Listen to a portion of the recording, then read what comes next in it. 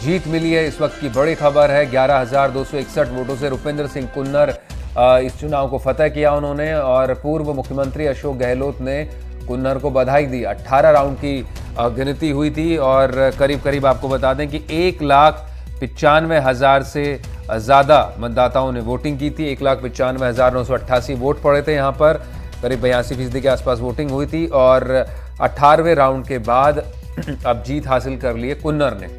तस्वीरें आप देख सकते हैं, वो अपने उत्साह में जो जोशीले कार्यकर्ता है उनका अभिवादन करते हुए कार पर चढ़कर कुन्नर, और एक कहें कि सहानुभूति लहर पूरी तरह से उनके पक्ष में थी उनके पिता के निधन के बाद। और बीजेपी इस तरह से चुनावी रणनीति में विफल रही। सुरेंद्र सिंह पाल टीटी जिसे प्रत्याशी बनाया गया और चुनाव से पहले ही उन्हें मंत्री भी बना दिया गया। तो मेहमान हमारे साथ मौजूद है, रमेश ठाकुर हमारे साथ जुड़े हुए हैं और हेमेंद्र भाई गोयल हमारे साथ मौजूद हैं। हेमंत जी, आपसे जानना चाहेंगे, बात हो रही थी, आप हालांकि बार बार कह रहे थे कि अक्सर जो सहानुभूति के पक्ष में जाता है मतदान, और इसको समझने में बीजेपी की बड़ी भूल रही, लेकिन बड़ी भूल इस मायने में भी रही कि जो तमाम तरह से एक बड़ा प्रयोग ये किया गया, राजनीतिक प्रयोग जिसे कहा जाएगा, कि चलते चुनाव में ऐसा कभी इतिहास में देखा नहीं गया किसी चुनाव में। बड़ी राजस्थान की बात पूरे विधानसभा सीट की पूरे देश भर में हो रही थी कि किस तरह से चुनाव आचार संहिता की धज्जियां उड़ाई जा रही और मतदाताओं को प्रभावित करने के लिए किया गया है। लेकिन मतदाता अपना दिमाग बना चुके थे, और बीजेपी जिस तरह से जानी जाती है ऑन ग्राउंड सर्वेस को लेकर, उसमें बीजेपी मात खा गई इस चुनाव में। नहीं, देखिए मनीष जी, मैंने तो ये कहा कि बल्कि बीजेपी को ये पूरा फीडबैक था, पूरी आशंका थी कि यहां पर सहानुभूति लहर चलेगी, और इसीलिए उन्होंने चुनावों के बीच ही टीटी को मंत्री बनाया जी, और काफी महत्वपूर्ण उनको महकमे दिए। लेकिन मैं मान के चलता हूं कि संभवतः सुरेंद्र पाल सिंह टीटी यहां पर कमजोर प्रत्याशी साबित हुए।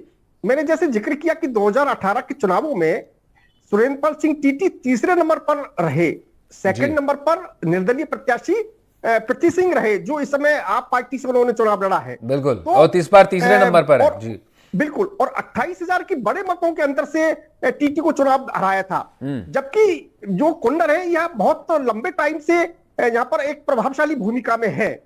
और तो मुझे लगता है कि कहीं न कहीं प्रत्याशी के चयन में बीजेपी से भूल हुई। बिल्कुल, वरना तो ऐसा नहीं था।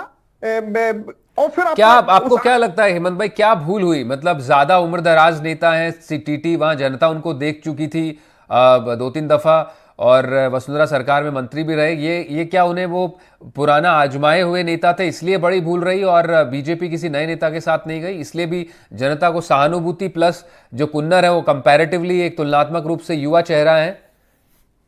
मुझे बिल्कुल ये लगा कि टीटी की जगह अगर किसी और युवा प्रत्याशी को यहां से अगर चुनाव में खड़ा किया होता तो बीजेपी शायद सहानुभूति लहर से ये चुनाव इससे इतर होकर ये चुनाव जीत सकती थी। लेकिन ऐसा हो नहीं पाया, क्योंकि अशोक गहलोत ने भी चुनावों से पहले मार्मिक अपील यहां करी थी कि रुपिंदर के पिता ने बहुत लंबे समय तक इस क्षेत्र की जनता की सेवा की है, विकास के नए आयाम स्थापित किए हैं, तो अब आप भी इनको आशीर्वाद प्रदान करके और इनको आगे जारी रखें, इनको जिताएं। तो इस तरह की मार्मिक अपील अशोक गहलोत ने करी थी।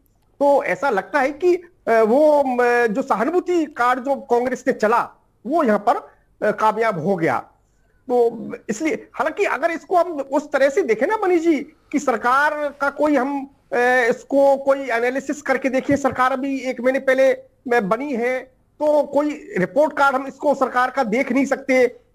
लोकसभा चुनावों के दृष्टि से भी हम इसको उस तरह से आकलन नहीं कर सकते। लेकिन ये केवल इसको एक सहानुभूति लहर के तौर पे देखा जाए, और इससे ज्यादा मैं इसे ज्यादा इसको देखता नहीं हूं। ठीक है, आप इसे उससे ज्यादा देखते नहीं है। रमेश ठाकुर का रुख करेंगे। रमेश ठाकुर, आप थोड़ा एक बात समझना चाहेंगे आपसे। ये चुनाव का नतीजा एक तरह से कहें कि संयोग कह लीजिए राजनीतिक, और उस स्थिति में ये परिणाम आए हैं जब आप और कांग्रेस के बीच में सीट शेयरिंग को लेकर बात हो रही है। आम आदमी पार्टी की सरकार पंजाब में, और कांग्रेस और उसके बीच में बात चल रही है। दोनों अपने अपने, कहा जाता है कि सीटों के आंकड़े पर अटके हुए हैं।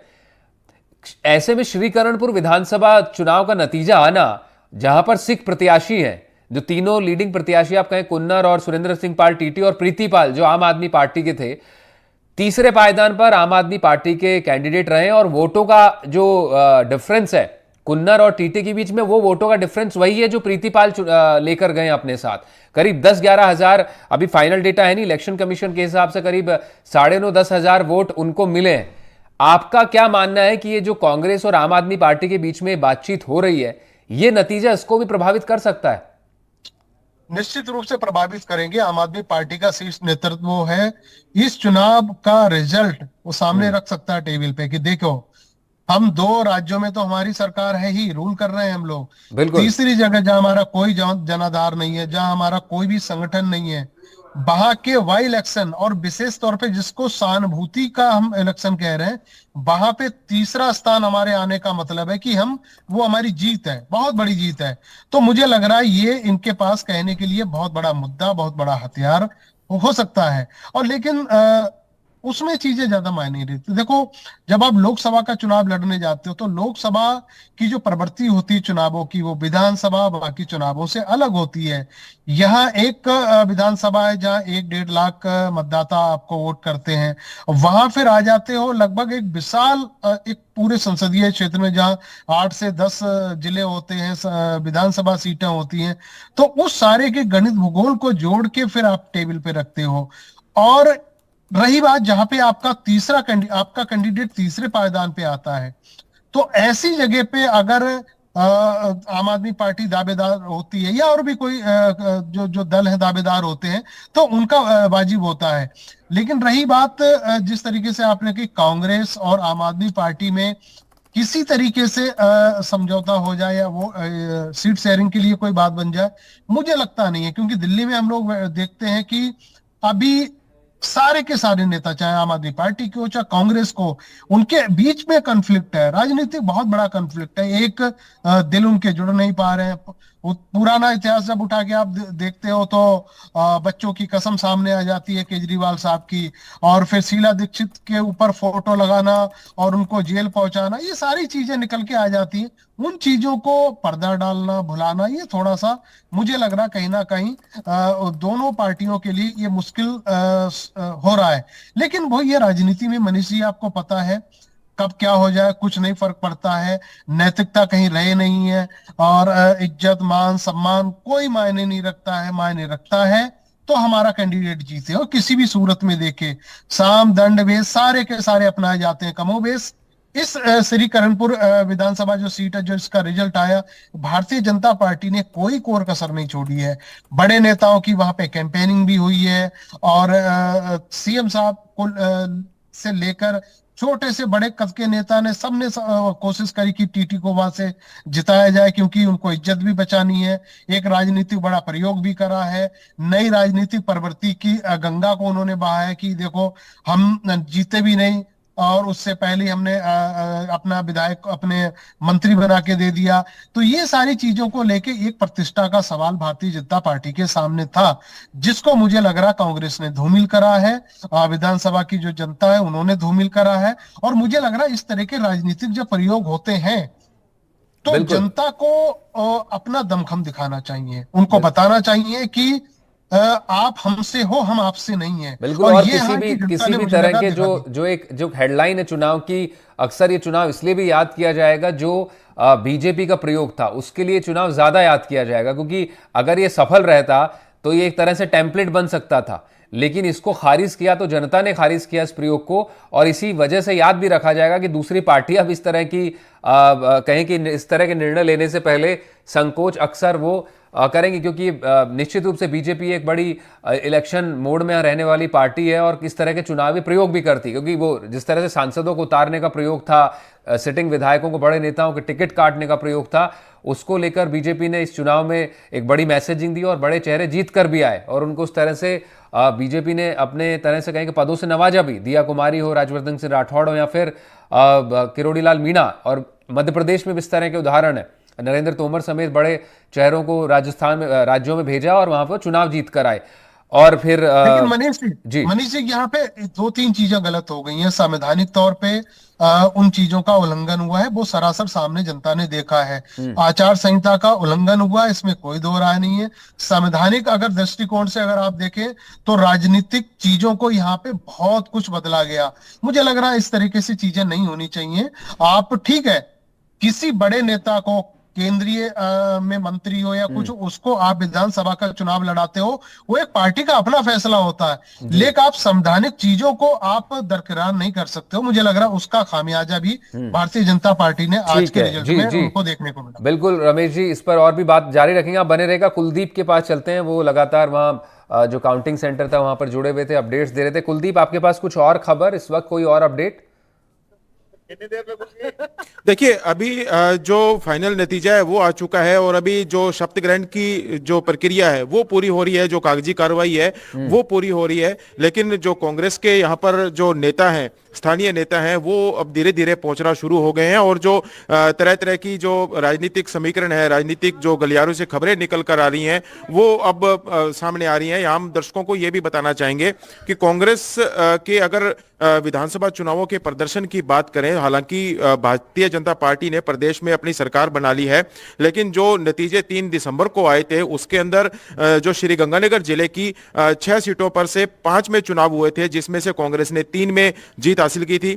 सादुल शहर और जो श्री गंगानगर की सीट है वहां पर भारतीय जनता पार्टी ने जीत हासिल की थी। लेकिन आज कर्णपुर विधानसभा में जब कांग्रेस ने जीत हासिल कर ली है तो ऐसे में श्री गंगानगर जिले की 6 सीटों में से 4 सीटों पर जो कांग्रेस है वो काबिज हो गई है और कहीं ना कहीं भारतीय जनता पार्टी के लिए चिंता का विषय है, क्योंकि जो सरहदी जिले हैं, चाहे वो श्री गंगानगर हो चाहे वो हनुमानगढ़ हो, कृषि प्रधान जिले हैं। ऐसे में जो हनुमानगढ़ की 5 सीटें हैं वहां पर भी 3 सीटों पर जो कांग्रेस है वहां पर उनको जो काबिज है। ऐसे में जो किसान आंदोलन हुआ था पहले कुछ अरसा पहले, तो उसका असर वो साफ साफ देखा जा रहा है। वहीं भारतीय जनता पार्टी ने जो आने वाले लोकसभा चुनाव हो, चाहे इस सीट को जीतने के लिए हो, जो भाजपा प्रत्याशी सुरेंद्र पाल सिंह टीटी को मंत्री बनाया था और किसानों को साधने के लिए उनको कृषि विपणन जो विभाग दिया, नहरी महकमा दिया, उसका जो असर है वो आज के परिणाम में देखने को नहीं मिला है। ऐसे में कहीं ना कहीं भाजपा के लिए एक चिंता का विषय है, क्योंकि लोकसभा चुनाव आ रहे हैं और अभी भी जो हनुमानगढ़ और श्री गंगानगर जिला है वहां किसानों की जो बेरुखी है वो भारतीय जनता पार्टी को आगे आने वाले समय में नुकसान पहुंचाएगी। किसानों की बेरुखी आप निश्चित रूप से बता रहे हैं और ये इसलिए भी ज्यादा मायने रखता है क्योंकि दोनों जिले कहीं ना कहीं पंजाब से लगते हुए भी हैं। तो वो सिख किसान आंदोलन में जिस तरह से सिखों ने भाग लिया उसको भी बीजेपी कहीं नहीं भुला सकती और वो आज इस नतीजे में भी कहीं ना कहीं रिफ्लेक्ट हुआ है। आपके पास क्या कुछ लोग मौजूद है, जिस तरह से आप जिक्र कर रहे हैं कांग्रेस के कुछ लोग मौजूद हैं, अगर हैं तो जरा उनकी प्रतिक्रिया जानना चाहेंगे। जी, अभी फिलहाल तो मेरे पास जो कोई लोग मौजूद नहीं है, क्योंकि वो अभी शपथ ग्रहण की प्रक्रिया हो रही है, तो वो लोग हॉल के अंदर चले गए हैं। ठीक है जी कुलदीप, आपने चुनाव बड़ा बारीकी से कवर किया क्योंकि सबकी नजरें इस चुनाव पर थी। पूरी विधानसभा का चुनाव खत्म होने के बाद एक सीट बची हुई थी और काफी कुछ साख पर दांव पर था। अक्सर माना ही जाता है, जिस तरह से शुरुआत में हेमंत भाई गोयल से भी बात हो रही थी, कि जिसकी सरकार है उसके पक्ष में नतीजा चले जाता है, लेकिन श्रीकरणपुर ने ऐसा कुछ नहीं किया। क्या मुद्दे जनता के बीच में थे इस चुनाव को लेकर, और क्या ये सुरेंद्र सिंह पाल टीटी को मंत्री बनाए जाना, क्या रोष था इसको लेकर जनता में, या फिर ये मुद्दा किस तरह से प्रभावित होने की बात आपको दिखी चुनाव में? देखिए, जो कर्णपुर विधानसभा का चुनाव है वो शुरुआत से ही रोचक रहा है। अगर अपने शुरुआत की बात करें, विधानसभा चुनावों से करीबन 2.5 से 3 महीने पहले की बात करें, जब टिकटें देने का दौर शुरू हुआ था, तो जो आप पार्टी के जो कैंडिडेट हैं पृथ्वीपाल सिंह संधू, ये बीजेपी से टिकट मांग रहे थे। जब भारतीय जनता पार्टी के सतीश पूनिया जब कर्णपुर विधानसभा में एक सभा करने के लिए आए, ऐसे में जो सुरेंद्र पाल सिंह टीटी के समर्थक थे उन्होंने उनका जोरदार विरोध किया। ऐसे में जो टिकट है वो बाद में सुरेंद्र पाल सिंह टीटी को दिया गया और जो पृथ्वीपाल सिंह संधू है वो आप पार्टी में चले गए। इसके साथ साथ जो मुद्दे यहाँ पर सिंचाई पानी का है, नशे का है, इसके अलावा जो स्थानीय मुद्दे हैं, चिकित्सा का हो चाहे शिक्षा का हो, इन सब के अंदर सिंचाई पानी और नशा दो बड़े मुद्दे निकलकर सामने आए। लेकिन जब विधानसभा चुनाव की तिथि घोषित की गई, उसे 15 से 20 दिन पहले जो कर्णपुर के कांग्रेस विधायक थे, कांग्रेस के प्रत्याशी थे गुरमीत सिंह कुन्नर, उनका निधन हो गया और चुनाव स्थगित हो गए और 5 जनवरी दोबारा से एक चुनाव आयोग ने तिथि घोषित की। जब दोबारा से तिथि घोषित की गई, लेकिन इस दौरान राजस्थान की राजनीति के अंदर बड़ा परिवर्तन हुआ। भारतीय जनता पार्टी ने बहुमत से सरकार बना ली। ऐसे में जो वो मुद्दे थे, वो मुद्दे कहीं ना कहीं गौन हो गए और उसके बाद में जो ये चुनाव था, वो कांग्रेस ने इमोशनल जो एक स्पोर्ट कार्ड है उसके ऊपर खेला। कांग्रेस ने जो पूर्व विधायक थे, कांग्रेस प्रत्याशी थे सरदार गुरमीत सिंह कुन्नर, उनके बेटे को टिकट दिया रुपेंद्र सिंह कुन्नर को, और मेरा वोट मेरी श्रद्धांजलि जो एक थीम पर ये चुनाव प्रचार प्रसार किया। जो भी नेता आए उन्होंने भी जो गुरमीत सिंह कुन्नर है उनको श्रद्धांजलि देने की बात कही। वहीं जो कैंडिडेट के पुत्र थे, गुरमीत सिंह कुन्नर के पुत्र रुपेंद्र सिंह कुन्नर, उन्होंने भी जगह जगह यही प्रचार प्रसार किया कि वो उनके पिता के नाम पर चुनाव लड़ रहे हैं और उनको श्रद्धांजलि देने की काम जनता करे। उधर से बीजेपी थी, बीजेपी ने सत्ता के सहारे इस चुनाव को लड़ने की कोशिश की और जो बड़े बड़े नेता थे, चाहे वो सीएम हो, डिप्टी सीएम हो, भाजपा प्रदेशाध्यक्ष हो या दर्जन भर विधायक हो या केंद्रीय मंत्री हो, वो सब आकर लड़े और उन्होंने जो केंद्र की योजनाएं हैं उनके बल पर चुनाव लड़ा और इसके साथ साथ मंत्री भी बना दिया गया भाजपा प्रत्याशी को। तो जो मुद्दे थे वो बाद का जो पार्ट था चुनाव का, उसके अंदर कहीं ना कहीं गौन हो गए। भाजपा सत्ता के सहारे और कांग्रेस जो इमोशनल जो कार्ड के जरिए इस चुनाव मैदान में लड़ती हुई नजर आई। बिल्कुल बिल्कुल, और राजनीति में इमोशन बड़ा मायने रखता है। कुलदीप, एक चीज और आपसे जानना चाहेंगे दर्शकों की समझ के लिए भी। आपने चुनाव कवर किया, गुरमीत सिंह कुन्नर जब मौजूद थे, जब उनका निधन नहीं हुआ था, तब उस चुनाव में जो माहौल था और उनके निधन के बाद चुनाव का अब जो माहौल था, क्या उसमें बदलाव था किसी तरह से मतदाताओं के नजरिए से उनके मन में, कि पहले जो माहौल? जी देखिए, गुरमीत सिंह कुन्नर वो काफी लंबे समय से अस्वस्थ थे, बीमार चल रहे थे। और जब टिकटें देने की बारी आई तब गुरमीत सिंह कुन्नर ने खुद भी कहा था कांग्रेस पार्टी के नेताओं से कि जो कांग्रेस का टिकट है वो उनके बेटे को दे दिया जाए। लेकिन कांग्रेस के जो तमाम सर्वे हुए थे उसमें जो गुरमीत सिंह कुन्नर है वो प्राथमिकता से उभर कर सामने आए थे। ऐसे में जो टिकट है कांग्रेस का वो गुरमीत सिंह कुन्नर को ही दिया गया। गुरमीत सिंह कुन्नर ने जब नॉमिनेशन किया था तब बड़ी भारी संख्या के अंदर जो कार्यकर्ता उमड़े थे, तब उन्होंने यही कहा था कि चुनाव मैं नहीं जनता लड़ रही है। लेकिन दुर्भाग्य से कुछ ही दिनों बाद जो गुरमीत सिंह कुन्नर का निधन हो गया। लेकिन उसके बाद जब कांग्रेस ने रुपेंद्र सिंह को टिकट दिया, तब जो एक इमोशनल कार्ड है वो पूरी विधानसभा के अंदर देखा गया और जो लोगों ने इमोशनल टच के चलते जो अपना जो जनादेश है वो रुपेंद्र सिंह कुन्नर को दिया है। जी बिल्कुल, आपने सारी जानकारियां रखी दर्शकों के सामने। हमारे साथ दोनों हमारे एक्सपर्ट भी, पॉलिटिकल एनालिस्ट भी मौजूद हैं। हेमंत जी, आपका रुख करना चाहेंगे, आपको क्या नजर आता है? जिस तरह से मैं अभी कुलदीप से भी बात कर रहा था, इन्होंने वहां ग्राउंड पर सिलेक्शन को कवर किया। खुद जो गुरमीत सिंह कुन्नर थे वो टिकट नहीं चाह रहे थे, लेकिन कांग्रेस जिस तरह से सिटिंग गैटिंग के फॉर्मूले पर चली और जो मौजूदा विधायकों को टिकट दिए गए कांग्रेस पार्टी की ओर से, इसलिए उनको भी दिया और निश्चित रूप से बीच में चुनाव स्थगित हुआ और उनका निधन हो गया। स्वस्थ थे गुरमीत सिंह कुन्नर, उनके बेटे को टिकट मिला और पूरी तरह से मेरा वोट मेरी श्रद्धांजलि ये कैंपेन कांग्रेस ने चलाया। आपको क्या लगता है, ये चुनाव गुरमीत सिंह कुन्नर अगर रहते तो वो माहौल अलग था और उनके निधन के बाद ये पूरी तरह से चुनाव बदल गया और कांग्रेस के पक्ष में चला गया? मनीष जी, ये बिल्कुल सही है। जैसा मैं भी आपको कह रहा था कि जो कुन्नर है वो वहां काफी लोकप्रिय रहे और काफी संघर्षशील वो रहे। विकास की पटकथा उन्होंने लिखी। तो ये सही है कि उन्होंने टिकट लेने से इनकार किया था अपने स्वास्थ्य को लेकर, लेकिन जिस तरह कोटा में शांति धारीवाल ने टिकट लेने से इनकार किया और उनका मेरे बेटे को टिकट दे दिया जाए, इसी तरह गुरमीत सिंह कुन्नर ने भी ये कहा कि मेरे बेटे को टिकट दे दिया जाए। लेकिन पार्टी के सर्वे में उनके बेटे, उनके बनस्पत कहीं कमजोर दिखाई दे रहे थे, इसलिए कुन्नर को ही टिकट दिया गया।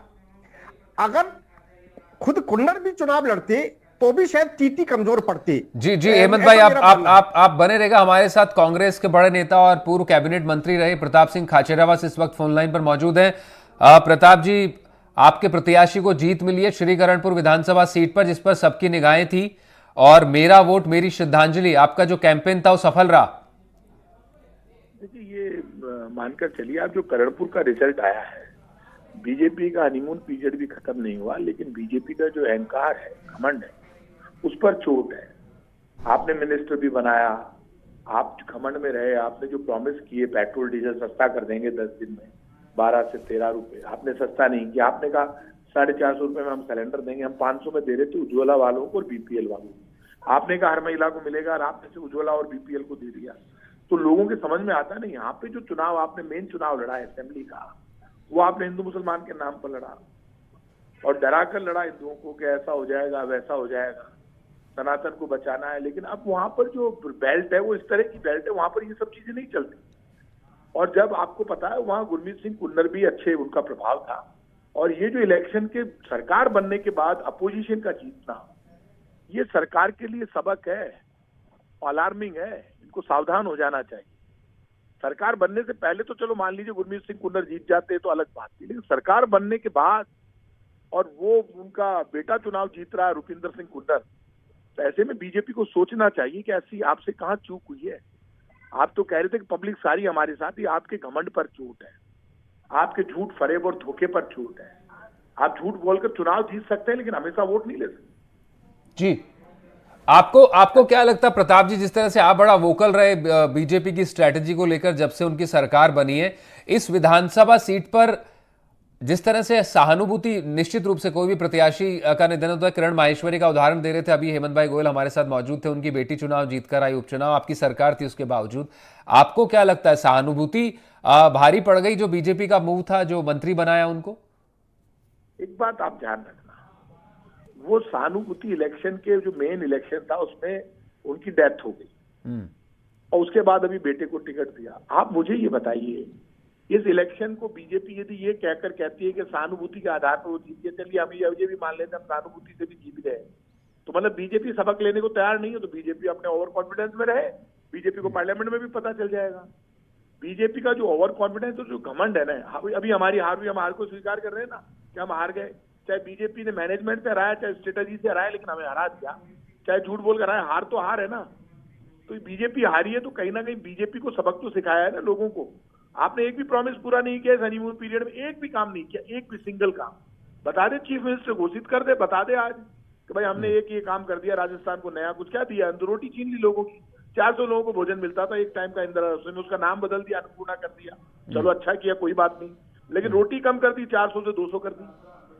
तो ये जो आप काम शुरू कर रहे हैं, ये कांग्रेस हो या बीजेपी हो, जब आप पब्लिक से वोट ले रहे हो और पब्लिक को जो कह रहे हो वो कर नहीं रहे, तो उसका नुकसान तो होगा। वो नुकसान हुआ है बीजेपी को इस 1 महीने। जी, बहुत बहुत शुक्रिया प्रताप जी, आपने समय निकाला, कीमती समय निकाला, बहुत बहुत शुक्रिया हमसे बात करने के लिए। और इस वक्त पर पीसीसी चीफ गोविंद सिंह डोटासरा हमारे साथ मौजूद हैं, पूर्व मंत्री भी रहे हैं। डोटासरा साहब, एनडीटीवी पर स्वागत हमसे जुड़ने के लिए। सवाल मेरा पहला यही है, लगातार आप निशाना साध रहे हैं बीजेपी पर कि पर्ची सरकार है और एक पर्ची दिल्ली से आती है, उसके हिसाब से चल रहा है। चुनावी नतीजों में वो पर्ची बीजेपी के पक्ष में नहीं खुल पाई। हाँ नहीं, पर्ची नहीं, अब तो खुद दिल्ली भी आके बैठती है और फिर भी अपने मंत्री बना करके आचार संहिता की धज्जियां उड़ा के, संविधान की अवहेलना करके भी ये लोग बाग उम्मीदवार को नहीं जिता पाए। तो इनको सोचना चाहिए कि जनता ने जब आशीर्वाद दिया और सरकार बनाई तो जनता के हित में फैसले करो, न कि सुबह से शाम तक मोदी जी के बातें करते रहो, सुबह से शाम तक केवल राम मंदिर के नाम से लोगों को गुमराह करके वोटों की बात करते रहो। जनता कह रही भाई हमने आपको सरकार दी है तो आप हमारा काम कीजिए। आप 1 महीने में न तो मंत्री बना पाए, न विभाग बना पाए, और आदर्श आचार संहिता के चलते देश में पहली बार आपने जिताने के लिए, जनता को जो है वो लुभाने के लिए आपने मंत्री बना दिया। बीच चलते चुनाव में आचार संहिता के बीच में बना दिया आपने। तो आप मंत्री तो बना सकते हो और संवैधानिक संस्था भी मौन रह सकती है, चुनाव आयोग भी, लेकिन आप एमएलए नहीं बना सकते। एमएलए करणपुर की जनता चाहती है, वो बनेगा, पहले भी बना है, अभी भी बना है। जो जनता ने आशीर्वाद दिया है, मैं समझता हूँ कि स्वर्गीय सरदार गुरमीत सिंह कुन्नर साहब का जो 40 साल का इनका रिश्ता रहा है, आपस का, भाईचारे का, प्रेम का, विकास का, और उनके जो बेटे ने साथ कंधे से कंधे मिला करके इनके बीच में रह करके परिवार के रूप में जो सेवाएं दी हैं, तो वो सबको जनता ने आशीर्वाद दिया है। और कांग्रेस प्रत्याशी रुपेंद्र कुन्नर जीता है, उसको भी बधाई, जनता को बहुत बहुत धन्यवाद। डोटासरा साहब, आपने लगातार चुनाव प्रचार किया वहां पर श्रीकरणपुर विधानसभा सीट पर, क्योंकि अब आपको जनता ने मैंडेट विपक्ष में बैठने को लेकर दिया था। एक बड़ी जिम्मेदारी आप अपने कंधों पर इस सीट पर लेकर गए थे, आप प्रदेश अध्यक्ष के बतौर। आपको जिस तरह से आप अभी बता रहे थे कि भाई बीजेपी को खारिज किया, आपको क्या लगता है आपके जो पुराने प्रत्याशी थे कुन्नर, उनसे जुड़ाव को जनता ने चुना और बीजेपी के प्रयोग को खारिज किया? देखिए, जो स्वर्गीय सरदार गुरमीत सिंह कुन्नर साहब है, उनका जो इनका रिश्ता था, जो विकास के काम थे, जो भाईचारा था, वो तो जीता ही जीता है, उसमें तो किसी को कोई शक शुबा है ही नहीं। लेकिन जो इसका बीजेपी का जो अहंकार था, जो संवैधानिक संस्थाओं को की मर्यादाओं को तार तार कर रहे थे जी, उससे ये वोट प्रतिशत और बढ़ा है कि नहीं, आप हमने जब अभी तक एमएलए नहीं बनाया, उससे पहले आपने मंत्री बना रहे हो, आप उसको विभाग दे रहे हो और ये कह रहे हो कि जनता के वोट की जरूरत नहीं, हम मंत्री 6 महीने बना सकते हैं। राठौड़ साहब कानून बता रहे हैं, तो राठौड़ साहब को पूछो ये कानून भाई इसी पे लागू कैसे हुआ और किसी पे क्यों नहीं हुआ? आप भी हारे हुए थे, आप पे भी लागू हो सकता था, आप भी बन सकते थे, आप बन जाते। लेकिन चूंकि जनता को गुमराह करना था और एक संदेश देना था कि हम कुछ भी कर सकते हैं, इसलिए हमको आपको वोट देना ही पड़ेगा, तो जनता ने उनको आईना दिखा दिया। और ये पहला अग्निवीर मंत्री है जो चार्ज लेने से पहले वापस हट रहा है। ठीक है, बहुत बहुत शुक्रिया डोटासरा साहब। लेकिन देखने वाली बात ये होगी कि अब आप आम आदमी पार्टी और आपके बीच जो सीटों के बंटवारे को लेकर चर्चा हो रही है, वो क्या परिणति ले पाएगी, क्योंकि जो तीसरे पायदान पर रहे और जो वोटों का डिफरेंस रहा है वो पूरी तरह से आम आदमी पार्टी के कैंडिडेट प्रीतिपाल सिंह ने यहां पर किया है और कुन्नर को जीत मिली है। बहुत बहुत शुक्रिया। आप हेमंत भाई गोयल हमारे साथ जुड़े और रमेश ठाकुर हमारे साथ मौजूद थे। कुलदीप, आपका भी बहुत बहुत शुक्रिया। तो फिलहाल मेरे साथ इतना ही। बाकी तमाम खबरों के लिए और अपडेट्स के लिए आप जुड़े रहें एनडीटीवी राजस्थान के साथ। नमस्कार।